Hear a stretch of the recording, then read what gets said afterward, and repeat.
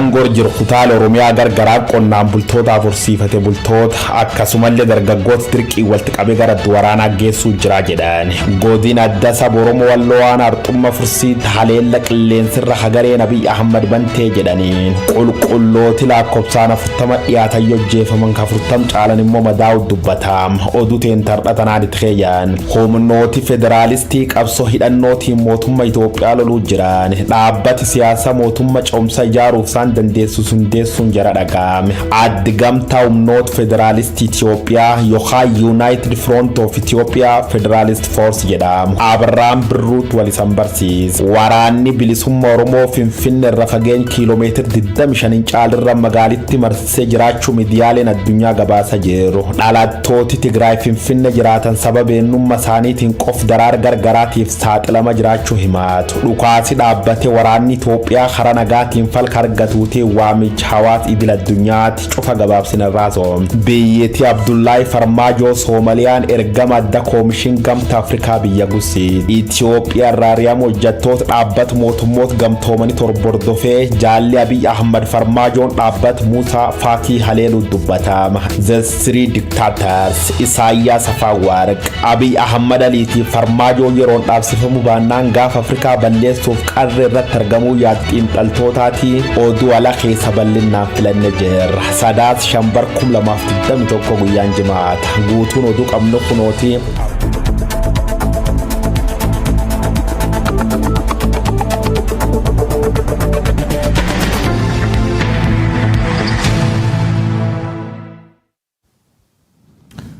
Ashama kam jirtu daawwattoota Oromiyaa Miidiyaa Neetwoork oduu har'aaf qabnu isinitti himna ani Yohan Ingidaati. Murni aangorra jiru kutaalee Oromiyaa garaagaraatti qonnaan bultootaa fi horsiifatee bultoota akkanumallee dargaggoota dirqiin walitti qabee gara adda waraanaatti ergaa jira. Iddoowwan sirnichi gocha kanatti raawwataa jiru keessaa immoo godina Baaleetti kan argamtu aanaan Sinaanaa tokko ta'uu ragaan viidiyoo aanicharraa bahe ni mul'isa. Video kanarraa hubachuun akka danda'ametti osoo maatiin iyyanii dargaggootaa fi jiraattota aanichaa humnaan guuruun konkolaattota gurguddootti fe'anii gara adda waraanaatti guuraa jiru. Namoonni bifa kanaan gara adda waraanaatti fe'aman kun gandoota aanaa Sinaanaarraa walgahiif maqaa jedhuun magaalaa Roobeetti erga walitti qabamaniin booda humnaan gara adda waraanaatti fe'amu namoota dhimmichatti dhiyeenyaan hordofaa turan irraa OMN mirkaneeffateera. Waraanni kan harkaa dhumee fi waraanni jirus adda waraanaatti harkaa faffaca'aa kan jiru sirni biltsiginnaa magaalaa fi baadiyyaa keessaa gaachana sirnaa jechuun milishoota armaan dura leenjise hunda dirqamaan gara adda waraanaatti guuraa jira. Milishoota kanneen awutoobisaan yoo magaalota keessaa ijoolleen hawwan firrii fi aanteen boo'anii mormaa turan. Haa ta'u malee poolisii fi humni tikaa ofirraa ari'aa humnaan milishoota funaanee gara adda waraanaatti guuraa jira. Taatee kana gocha Qayyi Shibbirii darguun bara gara dhumaatti raawwateen wal fakkeessu namoonni siyaasaa. Milishoota kanneen addoota waraanaa akka Shanoo, Matahaaraa fi Darraa qubsiisuu fi kan oofaa jiran yoo ta'u torbanii dhufuu kaasee magaalota kanneen irraa humna waraanaa guddaa qubachiisuuf akka jiru beekamee jira. Fiixeewwan magaalota kanneenitti mishigii qotaa kan jiru sirni biltsiginnaa miseensota waraanaa durii milishootaa fi hidhattoota gandaarraa walitti dhufan naannawaa kanatti lolaaf qubsiisaa jira jedhamee jira.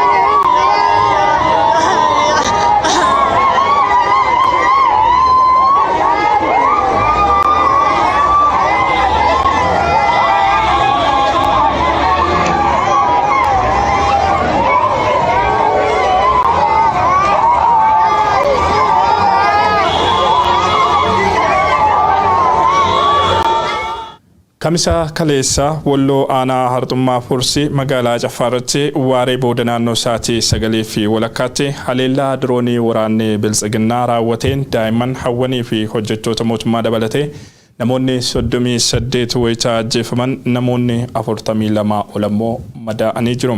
Yeroo haleellaan kun raawwatu wal waraansi tokkollee magaalaa sana keessa hin jiru. Gochi kun tarkaanfii abdii kutannaa sirnichi Oromoon Walloo finciltoota tumsitaniitu jechuun nurratti raawwatedha jedhu dhalattoonni naannoo OMN waliin turtii taasisan.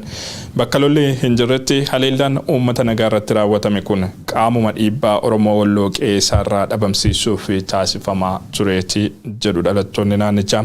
Kana dura yeroo garagaraatti poolisii fi humnoonni fincaaleyyaa Amaaraa uummata Oromoo Walloo qe'eerraa dhabamsiisuuf yaalii garagaraa taasisaa turuun waan yaadatamudha. Guyyaa lama duras haleellaan xiyyaaraa Walloo naannawaa Kamiseetti raawwatamee ture. Haleellaan uummata Walloo irratti qilleensaa fi lafoon baname kun har'asichuuf jiraachuu odeeffannoo hin qabnu ni mul'isa. Guutummaa godinaalee Walloo keessa tajaajilli intarneetii addaan citee jiraachuus odeeffanneerra.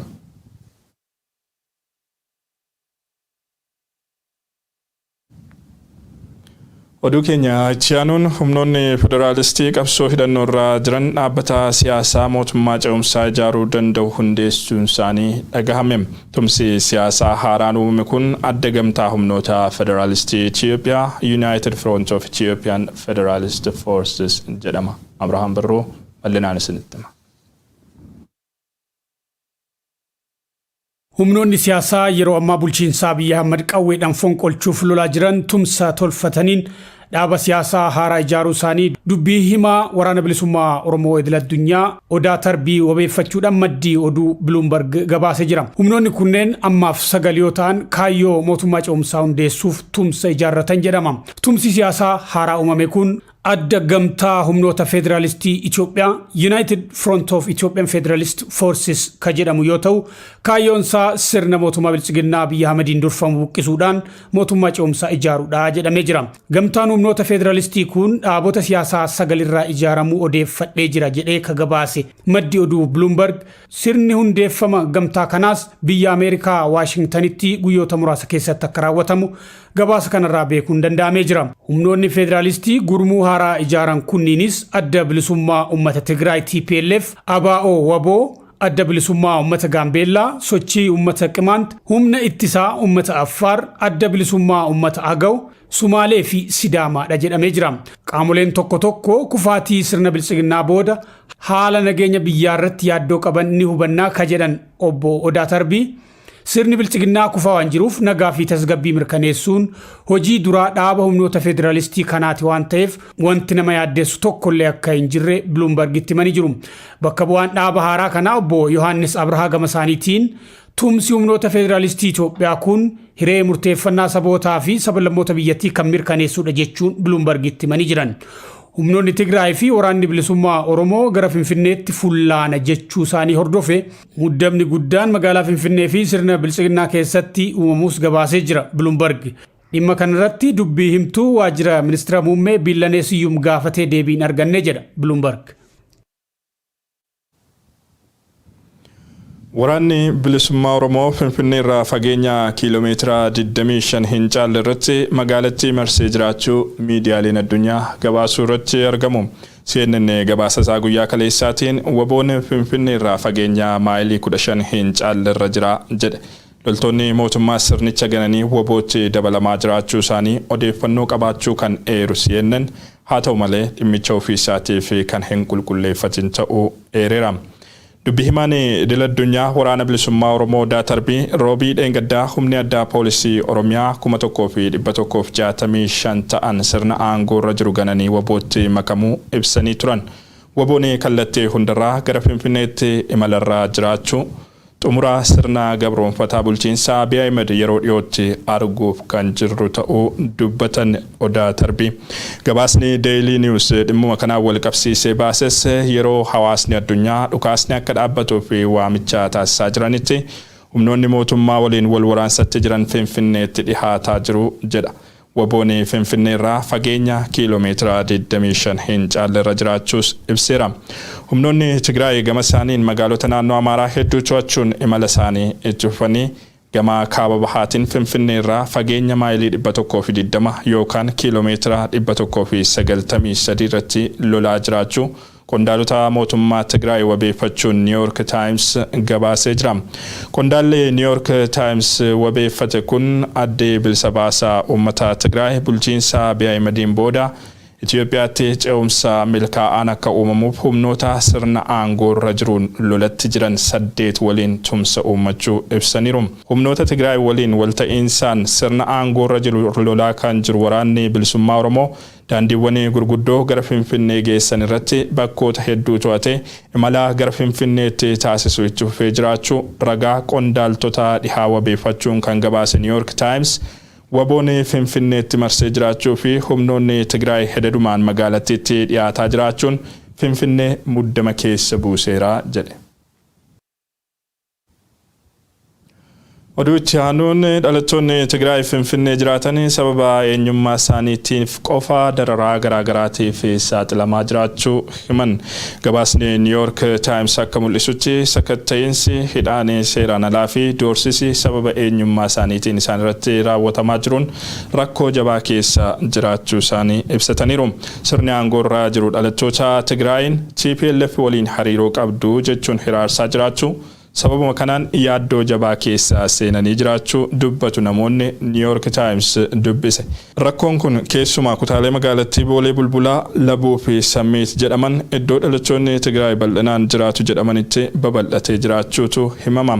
Afaan isaan dubbataniin yookaan waraqaa eenyummaa isaanii ilaaluun addatti hiraarfamaa jiraachuu kan himatan dhalattoonni Tigraay gochichi guutummaan guutuutti eenyummaa keenya giddugalaa kan godhatedha jedhu.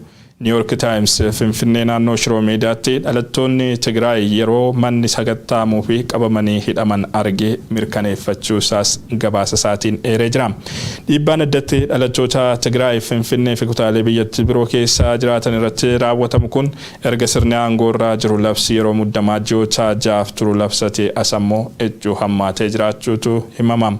Dabballoonni sirnichaa fi finxaaleeyyiin humnoota Tigraayin balaaleffatan tokko tokko tibbana injifatamuu addoota waraanaa Dasee fi Kombolchaatti waraana mootummaa mudate hordofee dhalattoota Tigraay kutaalee biyyattii biroo keessa jiraatan irratti gocha duguuggaa sanyii labsaa turan. Waamichi duula waraanaa badhaafamaan Noobeelii nagaa Abiy Ahmed tibbana labsan keessattis yaadonni dhalattoota Tigraay kutaalee biyyattii biroo keessa jiraatan irratti akka xiyyeeffatamuuf kakaasan mul'ataniiru. Barruu waamicha waraanaa isaanii kana miidiyaan hawaasaa guddichi Feesbuukiin hokkara kan kakaasudha jechuun tibbana haquunsaa waan yaadatamu. Barruun Abiy Ahmed maxxansan kun Tiwiitararraas yaada hokkaratti oofuu jedhamuun haqameera. Kun ammoo boqonnaa xumuraa bulchiinsa Doonaald Tiraampiin kan wal fakkaatudha. Loltoonni Biltsiginnaa lubbuu isaanii baraaruuf yaalaa jiran ajjeefamaa jiraachuun himame. Waraanni Biltsiginnaa lola waggaa tokko guutuu taasisaa jiruun bututee yeroo ammaa sadarkaa diigamuun faffaca'uurra ga'ee akka jirutu dubbatama. Keessattuu loltoonni sirnichaa haleellaa torbanootaa fi walitti aansee humnoota Tigraayin irratti raawwatameen booda guutummaan guutuutti sadarkaa jedhamuun danda'amuun caccabuun deeggartoota sirnichaa biratti rifaatu guddaa uumee jira. Torbee lama dura lola addoota waraanaa Cifraa, Wucaalee fi Dalaantaa irratti taasifameen lafa tarsiimoo loltummaa hedduu murteessoo kan gadhiise waraanni Biltsiginnaa tibba kanas magaalota Dasee, Kombolcha, Baatii, Kamisee, Garbaa fi kanneen biroo keessatti injifatamuu isa mudateen garee fi dhuunfaadhaan baqataa jira. Ta'us loltoonni bifa kanaan lubbuu isaanii baraarfachuuf baqataa jiran bakkoota adda addaatti humnoota finxaaleeyyii Amaaraatiin ajjeefamaa fi dararaa hammaataan irratti raawwatamaa akka jiru maddeen keenya waraanaarraa beekuun danda'ameera. Loltoonni kunneen gareen uffata isaanii jijjiirratanii naannoo Amaaraa fi Affaar keessatti baqataa osoo jiranii qabamuun miidhaa hammaataa fi saaxilamaa akka jirantu himame. Torbee darbe keessa loltoonni Biltsiginnaa sabaan Oromoo tahanii fi ajajaa Ezii Kibbaa jala turan Kibba Walloo naannoo Makaana Salaam jedhamutti humnoota finxaaleeyyii Amaaraatiin qabamanii turani. Loltoonni Biltsiginnaa sabaan Oromoo tahan kunniin baay'inni isaanii 350 wayitaa ta'u. Haala loltoota kanaa hordofuuf qondaalli Biltsiginnaa mooraa leenjii waraanaa Birshelaqoorraa garasitti malanis hanga ammaa loltoota kanneen humnoota finxaaleeyyii Amaaraa harkaa baasuun akka hin danda'amne maddeen keenya waraanaarraa beekuun danda'ameera.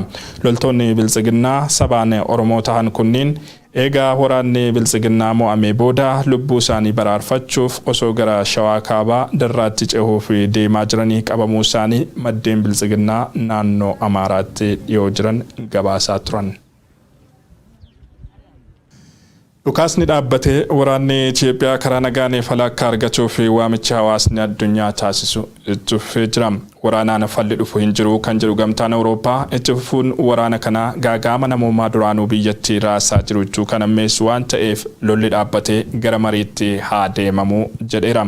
Yeroo waraanichi gara giddugala biyyaatti babal'ataa jiru kanatti xiyyeeffannoon miidiyaalee addunyaa Itoophiyaa irraa ta'eera. Haalli biyyattii na yaaddessee kan jettu United States ergamaa addaa dhimma gaanfa Afrikaatiif muudde irra deebiin gara Itoophiyaatti ergiteetti.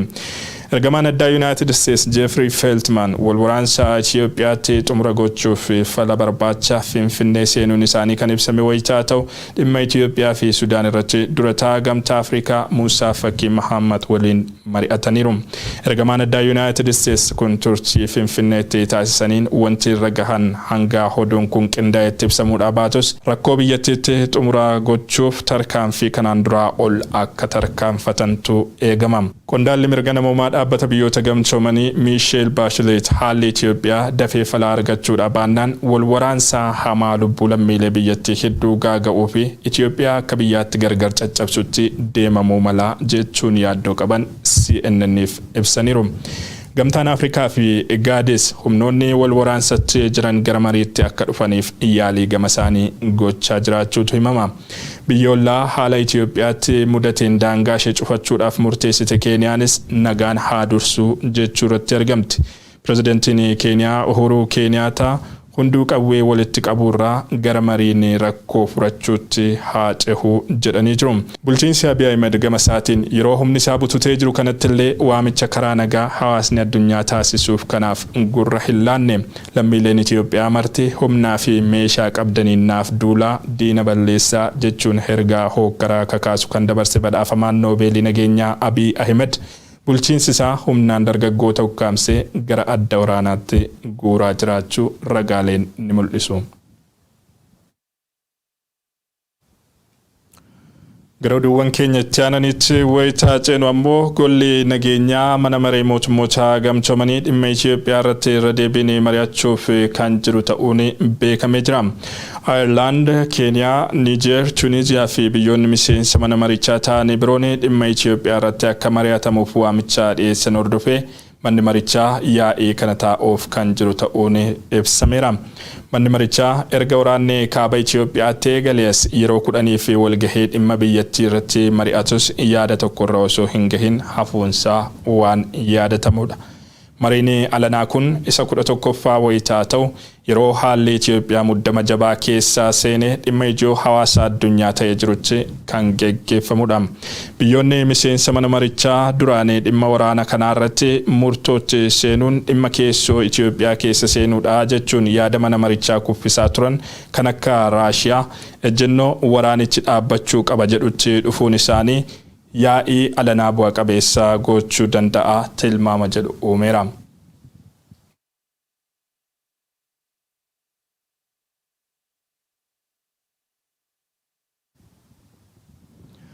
Oduu keenya xumuraatiin ergamaan addaa kan Koomishinii Gamtaa Afrikaa imaammata gamtichaa fi ittiin bulmaata misooma cabsuun dhimma biyya koo keessa seenee jechuun kan himatte Soomaaliyaan guyyoota 7 keessatti biyyattii gadi lakkisanii akka bahaniif ajajje.